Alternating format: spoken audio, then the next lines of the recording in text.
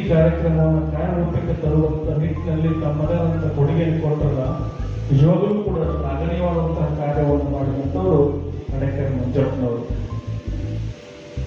ದಾವಣಗೆರೆಯಲ್ಲಿ 1913ರಲ್ಲಿ ಮಾಡುವಂತ ಸಂದರ್ಭದಲ್ಲಿ ಇದಕ್ಕೆ ಪ್ರೇರಕವಾಗಿ ಧಾರವಾಡದ ಮುರುಘಾ ಮಠದ ಮೃತ್ಯುಂಜಯ ಅಪ್ಪಗಳು ಅವ್ರನ್ನೂ ಕೂಡ ಈ ಸಂದರ್ಭದಲ್ಲಿ ಸ್ಮರಿಸದೆ ಹೋದರೆ ತಪ್ಪಾಗ್ತದೇನೋ ಅಂತ ನಮ್ಗೆ ಅನಿಸ್ತಾ ಇದೆ. ಇವರಿಗೂ ಕೂಡ ಕಾರಣೀಯವಾದಂತಹ ಒಂದು ಕಾರ್ಯ ಅಂದ್ರೆ ಅದು ಬಸವ ಜಯಂತಿ ಕಾರ್ಯಕ್ರಮ ಅಂತ ನಾವು ಹೇಳ್ತೇವೆ. ಮೊದಲೆಲ್ಲ ಕೂಡ ನಾವು ಬಸವ ಜಯಂತಿಯನ್ನು ಆಚರಣೆ ಮಾಡಿದ್ರು ಕೂಡ ಕೇವಲ ಎತ್ತಿಗಳನ್ನ ಪೂಜೆ ಮಾಡಿ ಅವುಗಳಿಗೆ ಅಲಂಕಾರಗಳನ್ನ ಮಾಡಿ ಅವುಗಳನ್ನೇ ನಾವು ಪೂಜೆ ಪುನಸ್ಕಾರ ಮಾಡಿ ಜಯಂತಿ ಆಚರಣೆ ಮಾಡುವಂಥ ಸಂದರ್ಭಗಳು ಆದ ಹೋದಂಥ ಘಟನೆಗಳು ನಾವು ಕೂಡ ಕಂಡಿದ್ದೀವಿ. 1913ರಿಂದ ಪ್ರಾರಂಭವಾದಂತಹ ಬಸವ ಜಯಂತಿಯನ್ನ ಇವತ್ತು ಕೇವಲ ಬಸವ ಜಯಂತಿ ಬಸವನ ಬಾಗೇವಾಡಿ ಕೇವಲ ವಿಜಯಪುರ ಜಿಲ್ಲೆ ಅಲ್ಲ, ರಾಜ್ಯ ಅಲ್ಲ, ದೇಶಾದ್ಯಂತ ಅಂತಾರಾಷ್ಟ್ರೀಯ ಮಟ್ಟದಲ್ಲಿ ಕೂಡ ಇವತ್ತು ಬಸವ ಜಯಂತಿಯನ್ನು ಆಚರಣೆ ಮಾಡ್ತಾ ಇದ್ವಿ ಅಂದ್ರೆ ಅದಕ್ಕೆ ಮೂಲ ಕಾರಣ ಯಾರಪ್ಪ ಅಂದ್ರೆ ಹಡೇಕರ್ ಮಂಜಪ್ಪನವರು ಹಾಗೂ ಧಾರವಾಡದ ಮೃತ್ಯುಂಜಯಪ್ಪಗಳು ಅಂತ ನಾವು ನೆನೆಸ್ಕೋಬೇಕಾಗ್ತದೆ. ಈ ಸಂದರ್ಭಗಳಲ್ಲಿ ಹಲವಾರು ವ್ಯಕ್ತಿಗಳು ಇರ್ತವೆ. ಇದಕ್ಕೆ ನಮ್ಮ ಗದಗಿನ ಪರಮ ಪೂಜ್ಯರಾದಂತಹ ಲಿಂಗೈಕ್ಯ ಡಾಕ್ಟರ್ ತೋಟದ ಸಿದ್ಧಲಿಂಗ ಮಹಾಸ್ವಾಮೀಜಿಯವರು ಮಾಡಬಹುದಂತ ಕಾರ್ಯಗಳನ್ನ ಜೊತೆಗೆ ಇವತ್ತು ಕೇವಲ ಹಡೇಕರ್ ಮಂಜಪ್ಪನವರಷ್ಟೇ ಗುರುತಿಸಿಲ್ಲ, ಅವರು ಹಲವಾರು ಮಹನೀಯರು ಅವರ ಶ್ರೀಮಠದಿಂದ ಬಂದಂತ ಪುಣ್ಯ ಪುರುಷರ ಮಾಲೆ ಅಂತಲೇ ಮಾಡಿದ್ದಾರೆ. ಆ ಒಂದು ವಿಚಾರವನ್ನು ಹೇಳೋದಾದ್ರೆ ಕೇವಲ ನಾವು ಇವತ್ತು ಬೇರೆ ಬೇರೆ ಮಠಗಳಲ್ಲಿ ಆಗುವುದಂತ ಕಾರ್ಯಗಳನ್ನು ನೋಡಿದಾಗ ಅದಕ್ಕೂ ಗದಗಿನ ಮಠಕ್ಕೂ ಆಗುವಂಥ ಕಾರ್ಯಗಳನ್ನು ನೋಡಿದಾಗ ಬಹಳಷ್ಟು ವ್ಯತ್ಯಾಸ ಇದೆ. ಅಲ್ಲಿ ರಾಜ್ಯದ ಗುರುತಿಸುವಂಥ ಕಾರ್ಯಗಳನ್ನು ಮಾಡಿದರೆ ಪರಮ ಪೂಜ್ಯರು ಪ್ರತಿಯೊಬ್ಬರೂ ಕೂಡ ಸಮಾಜದ ಸುಧಾರಣೆ ಮಾಡುವಂಥ ವ್ಯಕ್ತಿಗಳು ಯಾರಿದ್ದಾರೆ ಅವರೆಲ್ಲರೂ ಕೂಡ ಈ ಸಮಾಜದ ಪುಣ್ಯ ಪುರುಷರು ಅಂತ ಕರೆದವರು. ಅದಕ್ಕೆ ಅವರ ಚರಿತ್ರೆಯನ್ನು ಕೊಟ್ಟು, ಯಾಕಂದ್ರೆ ಅವತ್ತು ಸಿದ್ಧಗಂಗೆ ಲಿಂಗರಾಜರಾಗಿರ್ಬೋದು ಅಥವಾ ಮಲೆನಾಡರಾಗಿರ್ಬೋದು, ಹೀಗೆ ಸಕ್ರಿಯವರಾಗಿರ್ಬೋದು, ಕಂಠಿಯವರಾಗಿರ್ಬೋದು, ವಿಜಯಲಿಂಗಪ್ಪನವರಾಗಿರ್ಬೋದು, ಹಲವಾರು ಮಂದಿಗಳನ್ನ ಪ್ರತಿಯೊಬ್ಬರನ್ನು ಕೂಡ ಪುಣ್ಯ ಪುರುಷರ ಮಾಲೆಯಲ್ಲಿ ಸೇರಿಸಿ ಅವರವರ ಬದುಕಿನ ಬರಹವನ್ನು ಬರೆದುಕೊಟ್ಟು ಈ ಸಮಾಜಕ್ಕೆ ಇಂತಹ ನಮ್ಮ ಸಮಾಜದಲ್ಲಿ ಇಂಥ ಮಹತ್ವವಾದಂತಹ ಪುಣ್ಯ ಪುರುಷರಿದ್ದರು ಅನ್ನೋದನ್ನ ತೋರಿಸಿಕೊಂಡಂತ ಏಕೈಕ ಮಠ ಅಂದ್ರೆ ಅದು ಗದಗಿನ ತೋಂಟದಾರ್ಯ ಮಠ ಅಂತ ನಮ್ಗೆ.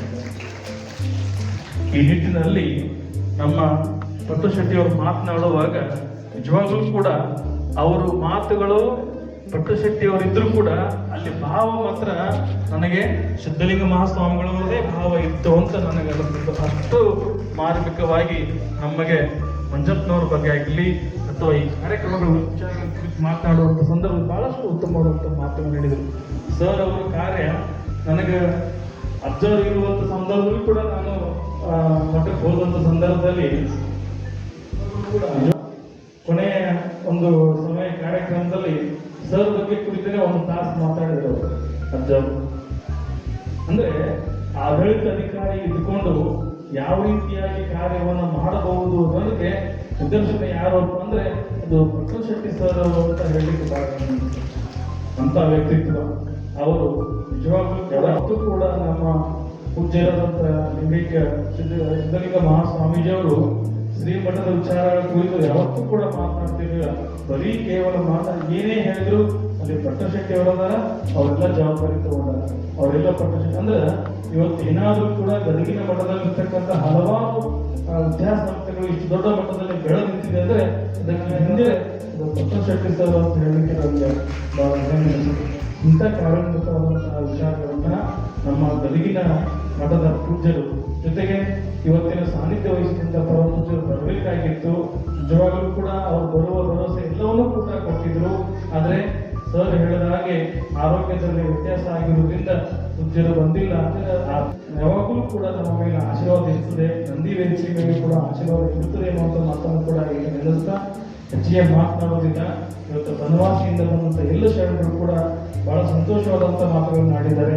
ಇವತ್ತು ಹಲವಾರು ಪ್ರವೃತ್ತಿ ಪ್ರದಾನಗಳನ್ನಾಗಿದೆ. ನಮ್ಮ ಮೈತ್ರಿ ಸರ್ ಅವರು ನಿಜವಾಗ್ಲೂ ಕೂಡ ಹಡೇಕರ್ ಮಂಜಪ್ಪನವರ ಜೀವನ ಚರಿತ್ರೆ ಸಂಪೂರ್ಣವಾಗಿ ತಮ್ಮ PhD ಪ್ರಧಾನವಾದಂತಹ ಸಂಪಾದನೆ ಮಾಡುವಂತಹ ಗ್ರಂಥದಲ್ಲಿ ರೂಪುಗೊಂಡಿದೆ. ಹಾಗೆ ನಮ್ಮ ಪಟ್ಟಶೆಟ್ಟಿ ಸರ್ ಅವರು ಕೂಡ ಇಡೀ ತಮ್ಮ ಜೀವನವನ್ನೇ ಹಡೇಕರ್ ಮಂಜಪ್ಪನವರಿಗಾಗಿ ಸವಿಸ್ತಾರೆ ಅನ್ನುವಂಥ ರೀತಿಯಲ್ಲಿ ತಮ್ಮನ್ನು ತಾವು ತೊಡಗಿಸಿಕೊಂಡಿದ್ದಾರೆ. ಹಲವಾರು ಜನ ನೋಡಿದಾಗ ನಮಗೆ ಬಹಳಷ್ಟು ಸಂತೋಷ ಅನ್ನಿಸ್ತು. ಜೊತೆಗೆ ಈ ಕಾರ್ಯವನ್ನು ಮಾಡತಕ್ಕಂಥವರು ಕೇವಲ ಇಬ್ಬರು ಸಹೋದರರು ಮತ್ತು ಅವರ ಸಂಘಟಕರು. ಇದು ಬಹಳ ಮಹತ್ವ. ಯಾಕಂದ್ರೆ ಎಲ್ಲಿಗೂ ಕಳೆದು ಕೂಡಿಸ್ಕೊಂಡು ಸರ್ ಹಾಗೆ ಇವನಾರವ ಅಂತ ಹೆಸರಿಯ ಇವ ನಮ್ಮವ ಅನ್ನುವಂಥ ರೀತಿಯಲ್ಲಿ ಸಂಗಮ ಸಹೋದರರು ಮಾಡಿದಾರಲ್ಲ, ನಿಜಕ್ಕೂ ಕಾರಣ ಬಹಳ ಸಂತೋಷವಾದಂಥ ಸಂಗತಿ. ಜೊತೆಗೆ ಇದಕ್ಕೆ ಅಧ್ಯಕ್ಷ ಸ್ನಾನ ಮಾಡಿದವರು ನನಗೆ ಬಂದು ಕೇಳಿದರು, ಯಾರು ಮಾಡಬಹುದು ಏನು ಹೇಳಿದೆ. ನಾನು ಸಹಜವಾಗಿ ಸರ್ ಅವರ ಹೆಸರು ಹೇಳಿ ಕಳಿಸಿದ್ದೆ. ನಾನು ನನಗೆ ಕೇಳಿದ್ರು, ನನಗೆ ಇನ್ಯಾರು ಇಷ್ಟ ಈ ಕಾರ್ಯಕ್ರಮಕ್ಕೆ ಅಧ್ಯಕ್ಷರು ಇಷ್ಟು ಸೂಕ್ತವಾದಂಥವ್ರು ಇಲ್ಲ, ನಮಗ ಗೊತ್ತಿದ್ದವರು ನಮ್ಮ ರಘು ಸಿದ್ದಾಪುರ ಸರ್ ಅಂತ ನಾ ಹೇಳಿ ಕಳಿಸಿದ್ದೆ. ಅದನ್ನು ಪಟ್ಲ ಮಾಡ್ತಾರೆ ಅಂತ ಅನ್ಕೊಂಡಿದ್ದ. ಆದ್ರೆ ಅವರು ಪತ್ರಿಕೆ ಕೊಟ್ಟ ಮೇಲೆ ಗೊತ್ತಾಯ್ತು ಸರ್ ಕೂಡ ಫೈನಲ್ ಮಾಡಿದಾರಂತ. ಸಂಗಮರಿಗೆ ಮತ್ತೊಮ್ಮೆ ಅಭಿನಂದಿಸ್ತೇನೆ. ಯಾಕಂದ್ರೆ ಅವರ ಮಕ್ಕಳ ಸಾಹಿತಿಗಳು, ಆದ್ರೆ ಅವ್ರು ಇರ್ತಕ್ಕಂಥ ವಿಚಾರಗಳು ಕೂಡ ಬಹಳ ದೊಡ್ಡ ಮಟ್ಟದಲ್ಲಿದ್ದಾವ, ಸಮಾಜದ ಸುಧಾರಣೆ ಮಾಡುವಲ್ಲಿದ್ದಾವ. ಯಾಕಂದ್ರೆ ಅವರು ಇವತ್ತು 400 ರುದ್ರಾಕ್ಷಿ ಮಠದ ನಮ್ಮ ಶೋಭೋತ್ಸವರ್ಜನ್ ಅವರ ಕುರಿತು ಅವರ ಕಾವ್ಯವನ್ನು ಬರೀತಾ ಇದ್ದಾರೆ. ನಿಜವಾಗ್ಲೂ ಕೂಡ ಬಹಳ ಬಹಳ ದೊಡ್ಡ ಮಟ್ಟದ ಕಾವ್ಯ ಪ್ರಬಂಧವನ್ನು ಹೊರತರುವಂತ ರೀತಿಯಲ್ಲಿ ನಮ್ಮ ರಘು ಸಿದ್ದಾಪುರ ಅವರು ಹೀಗೆ ಹಲವಾರು ಅವರ ಗ್ರಂಥಗಳನ್ನು ಹೊರಬರುವಂತ ರೀತಿಯಲ್ಲಿ ಅವರು ಕಾರ್ಯವನ್ನು ಮಾಡ್ತಾ ಬಂದಿದ್ದಾರೆ. ಈ ಸಮಾಜಕ್ಕೆ ಸಿದ್ದಾಪುರ ಸರ್ ಅವರ ಕೊಡುಗೆ ಅಪಾರವಾದದ್ದು. ಅವರನ್ನ ಈ ಕಾರ್ಯಕ್ರಮದಲ್ಲಿ ಅಧ್ಯಕ್ಷ ಸ್ಥಾನ ವಹಿಸಿ ಈ ಕಾರ್ಯಕ್ರಮಕ್ಕೆ ಒಂದು ಶೋಭೆ ತರುವ ಹಾಗೆ ಮಾಡಿದ್ದಾರೆ.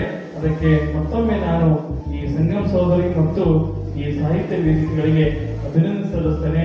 ಜೊತೆಗೆ ನಮ್ಮ ನಿಜವಾಗ್ಲೂ ಕೂಡ ಅವರ ಮನೆತನಕ್ಕೆ ಅವರ ಒಂದು ಬೆನ್ನೆಲುಬಾಗಿ ನಿಂತ್ಕೊಂಡು ಎಲ್ಲವನ್ನ ಪೋಷಣೆ ಮಾಡುವಂತ ಕಾರ್ಯವನ್ನು ಮಾಡಿದ್ದಾರೆ.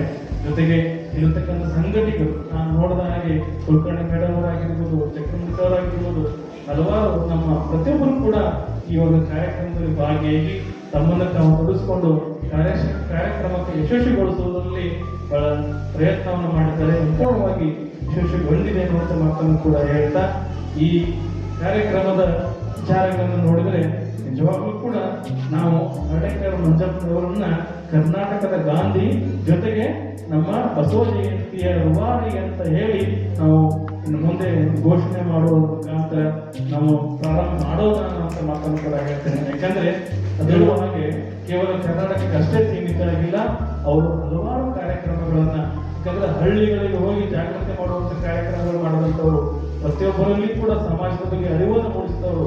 ಯಾಕಂದ್ರೆ ಇದಕ್ಕೆ ಕಾರಣ ಯಾರಪ್ಪ ಅಂತಂದ್ರೆ ನಮಗೆ ಅತನೇ ಮುರುಗೇಂದ್ರ ಶಿವಗಳು ಅಂತ ನಾನು ಹೇಳ್ತೇನೆ. ಯಾಕಂದ್ರೆ ಅತನೇ ಮುರುಗೇಂದ್ರ ಶಿವಗಳು ಯಾರೂ ಕೂಡ ಅಷ್ಟು ಸರಳವಾಗಿ ಲಿಂಗದೀಕ್ಷೆ ಅವರು ನಮ್ಮ ಹಡೇಕರ್ ಮಂಜಪ್ಪನವರಿಗೆ ಕರೆದ ಲಿಂಗದೀಕ್ಷೆ ಕೊಡ್ತಾರೆ. ಅಂದ್ರೆ ಹಡೇಕರ್ ಮಂಜಪ್ಪನವರಲ್ಲಿ ಏನೋ ಒಂದಿದೆ, ಅವರು ಸಾಧನೆಯ ಮಾಡುವಂತ ಕಾರ್ಯವನ್ನ ಮಾಡೇ ಮಾಡ್ತಾರೆ ಅನ್ನುವಂಥ ನಿಟ್ಟಿನಲ್ಲಿ ಅವರು ಆ ಲಿಂಗ ದೀಕ್ಷೆಯನ್ನು ಕೊಟ್ಟರು. ಲಿಂಗ ದೀಕ್ಷೆ ಕೊಟ್ಟಂತ ಸಮಯದಲ್ಲಿ ಆ ಲಿಂಗ ದೀಕ್ಷೆ ಪಡೆಯುವಂತ ವ್ಯಕ್ತಿಗಳು ಕೂಡ ಅಷ್ಟೇ ಮಹತ್ವದಾಗಿರ್ತಾರೆ. ಅವರಿಬ್ಬರ ಸಮಾಗಮ ಏನಿದೆಯಲ್ಲ, ನಿಜವಾಗ್ಲೂ ಸಮಾಗಮ ಅಲ್ಲಿ ಆಗಿದೆ ಅಂತ ಅನ್ಕೊಂಡಿದ್ದೇನೆ. ಜೊತೆಗೆ ಸರ್ ಹೇಳಿದ ಹಾಗೆ ಅವರ ಅಸ್ಥಿಯನ್ನು ತೆಗೆಯುವಂತ ಸಂದರ್ಭಗಳಲ್ಲಿ, ಮೂಡಗೋಡೆ ಹೋದಂತ ಆಲಮಟ್ಟಿ ರಸ್ತೆ ಅಲ್ಲಿ ತೆಗೆಯುವಂತ ಸಂದರ್ಭಗಳಲ್ಲಿ ಅವರ ಲಿಂಗ ಯಥಾ ಪ್ರಕಾರವಾಗಿ ಇತ್ತು. ಅಂದ್ರೆ ಅದು ಗುರು ಕರುಣಿಸುವ ಲಿಂಗ. ನನಗೆ ಕುತ್ಕೊಂಡು ನಮ್ಮ ಸಂಗಮ ಸರ್ ಬಂದು ಕುತ್ಕೊಂಡು ಮಾತನಾಡುವಾಗ ಅದು ಅಂತಂದ್ರು. ಅದು ನಿಜವಾಗ್ಲೂ ಕೂಡ ಇಲ್ಲಿ ಬರೋದಿಲ್ಲ. ಯಾಕಂದ್ರೆ ಅಂಗಲಿಂಗ ಒಂದಾದ ಮಗ ಅಲ್ಲಿ ಲಿಂಗೈಕ್ಯ ಅಂತ ನಾವು ತೋರಿಸ್ತೇವೆ ಹೊರತು ಇನ್ನೂ ತೋರಿಸ್ಲಿಕ್ಕೆ ಆಗುದಿಲ್ಲ. ಹಾಗಾಗಿ ಅದು ಅಂಗ ಮತ್ತು ಲಿಂಗ ಎರಡೂ ಒಂದೇ ಆಗಿ ಆ ಸಮಾಧಿ ಒಳಗೆ ಇರ್ತಕ್ಕಂಥ ಅದೇ ನಮಗೆ ಜಾಗೃತಿ ತೋರಿಸೋದು. ಪ್ರತಿಯೊಬ್ಬರಲ್ಲಿ ಕೂಡ ಯಾಕೆ ನಾವು ಲಿಂಗಧಾರಿಗಳಾಗಬೇಕು, ಲಿಂಗಾಯತ ತತ್ವವನ್ನು ಯಾಕೆ ಪರಿಪಾಲನೆ ಮಾಡಬೇಕಂದ್ರೆ ಅದರ ಮಹತ್ವ ಇಷ್ಟು ದೊಡ್ಡದಿದೆ. ಅಲ್ಲಿ ನೀವು ಹೋದ್ರು, ನಿಮ್ಮ ಆಸ್ತಿ ಹೋದ್ರು, ಅಲ್ಲಿ ಉಳಿಯುವುದು ಏನಪ್ಪಾ ಅಂತಂದ್ರೆ ನಿಮ್ಮ ಲಿಂಗ ಉಳಿತದೆ, ನೀವು ಮಾಡಿದಂತಹ ಲಿಂಗ ಜ್ಞಾನ ಉಳಿತದೆ. ಅದೇ ಆಗಿರ್ತಕ್ಕಂಥ ಜಾಗೃತಿಯಾದಂತಹ ಸ್ಥಳವಾಗ್ತದೆ ಅನ್ನೋದಕ್ಕೆ ಇವತ್ತು ನಮ್ಮ ಆಲ್ಮಟ್ಟಿಲಿರ್ತಕ್ಕಂತಹ ಹಡೇಕರ್ ಮಂಜಪ್ಪನವರ ಸ್ಮಾರಕವೇ ಸಾಕ್ಷಿಯಾಗಿ ನಿಂತಿದೆ ಅಂತ ನಾನು ಇದಕ್ಕೆ ನಮ್ಮ ಗದಗಿನ ತೋಟಗಾರದ ಸಂಸ್ಥೆ ಬಹಳಷ್ಟು ದೊಡ್ಡ ಕೊಡುಗೆ ಕೊಟ್ಟಿದೆ. ಯಾವ ರೀತಿ ಕೊಡುಗೆ ಕೊಟ್ಟಿದೆ ಅಂದ್ರೆ ಅಲ್ಲಿರ್ತಕ್ಕಂಥ ಜಮೀನನ್ನ ಖರೀದಿ ಮಾಡುವ ಸಂದರ್ಭದಲ್ಲಿ ಗೌರ್ಮೆಂಟ್ ಕೊಡಲಿಲ್ಲ, ಸ್ವತಃ ಗದಗಿನ ಸಂಸ್ಥೆಯಿಂದನೇ ಖರ್ಚು ಮಾಡಿ ಇವತ್ತು ಏನು ಆ ಜಮೀನಿಗೆ ರೇಟ್ ಇದೆ ಅಲ್ಲ ಅದೇ ರೇಟ್ ಅನ್ನ ಕೊಟ್ಟು 50 ಎಕರೆ ಖರೀದಿ ಮಾಡಿಕೊಂಡು ಹಡೇಕರ್ ಮಂಜಪ್ಪನವರ ಶಾಲೆ ಆಗಲಿ ಅಥವಾ ಉಳಿದ ಸಂಸ್ಥೆಗಳಾಗಲಿ ಮತ್ತು ಅವರ ಸ್ಮಾರಕವನ್ನು ಉಳಿಸುವಂತ ಕಾರ್ಯವನ್ನು ಮಾಡಿದೆ.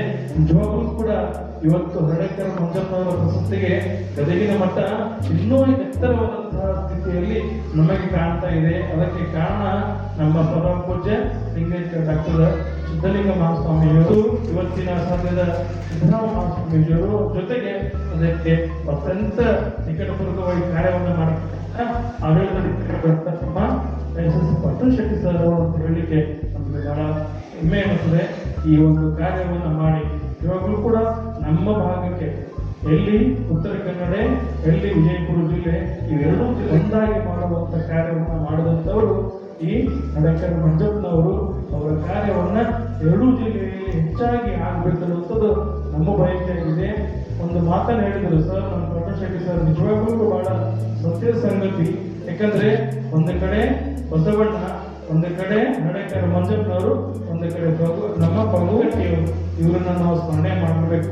ಇವತ್ತು ಲಿಂಗಾಯತ ಧರ್ಮ ಅಂತ ನಾನು ಹೇಳಿಕೊಳ್ಳಕ್ಕೆ ಗುರು ಕೊಟ್ಟಂತವ್ರು ಯಾರಪ್ಪ ಅಂತಂದ್ರೆ ಇವರಿಬ್ಬರ ಮಹನೀಯರಂತ ನಾನು ಹೇಳ್ತೇನೆ.